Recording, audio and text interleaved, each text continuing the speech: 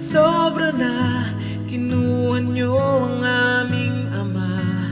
Tama na, sobra na, hindi nyo ba nadarama? Si Digong ay naglingkod lang ng tapat. Si tatay lang ang nagmahal sa aming lahat. Ibalik nyo sa Nagpapasalamat nga po kami ng dahil po sa inyo. Malaki pong pinagbago talaga ng bansang Pilipinas na lalakad ka na mapayapa. Pero ngayon po talaga matatakot ka, lalo na po marami po mga kabataan na nawawala po ngayon.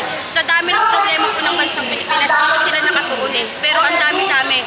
Hindi naman po ang Duterte ang problema. Ang problema po, yung nandito ngayon sa lababa. Kasi kami po ang nakakaramdam na dahil nasa ground po kami. Kami po yung nakakakita kung ano po mga nangyayari dito. Kaya para sa amin, former President Tatay Digong, mabuhay po kayo, mananatili po kami sa suporta po sa inyo. Ilagay natin ang battery sa presensya ng ating ama. Dahil lang natin kung tayo lang, wala tayong magagawa. Ngunit kung ang kasama natin ang Diyos na makapangyarihan sa lahat, alam natin magtatagumpay tayo.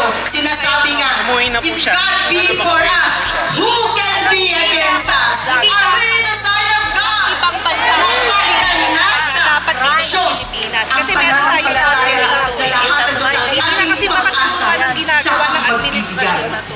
So, hindi na tayong mananalo. Pinag-iinitan ng mga Duterte. Yun lang. Ama namin makapangyarihan sa lahat. Si Marcos Diyos namin na mag-design nakha ng numbers ng iba. Hindi ako mapapatawag kung mawawala ang pastor nila. So, Lagi ka namin pinapanalangin. Salamat, Sweetie. Sinabi ko nga po. Tay, andito na kami. Palakas ka.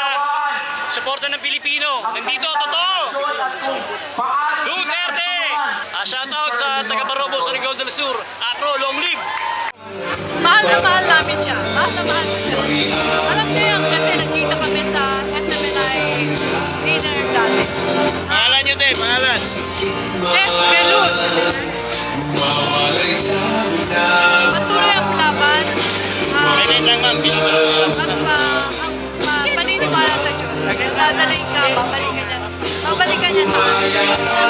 Lakas lang po kayo. Salamat po. God bless you.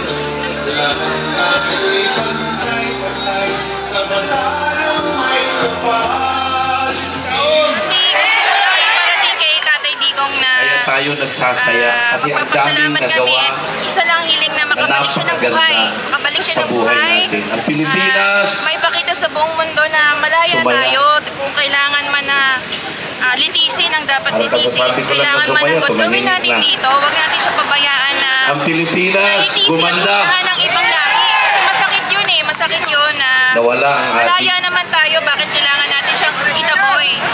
Yun po. Nandito ako kasi isa ako sa mga nakikiisa at saka naniniwala sa ipinaglalaban ni Tatay Digong na dapat siya na ibalik dito sa atin. Dahil tayo bilang Pilipino, kailangan natin siyang suportahan. Gusto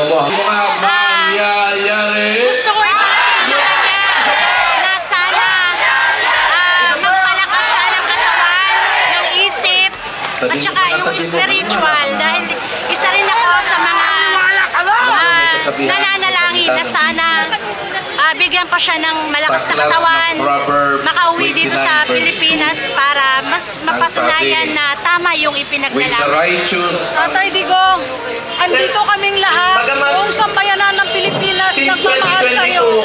Magpakatatag ka lang. Lakasan mo ang loob mo. Nandito kami lahat. Hindi ka namin papabayaan. Andiyan ang Diyos. Hindi natutulog. 360 Iniligtas ka niya. Babalikan niya sa amin dito sa Pilipinas. Maraming salamat. Noong 2022, Salamat ko sa inyo lahat, sa mga kapatid ko mga Muslim. Para prayers natin ng ating mahal na Pangulo, si Rodrigo Roa Duterte.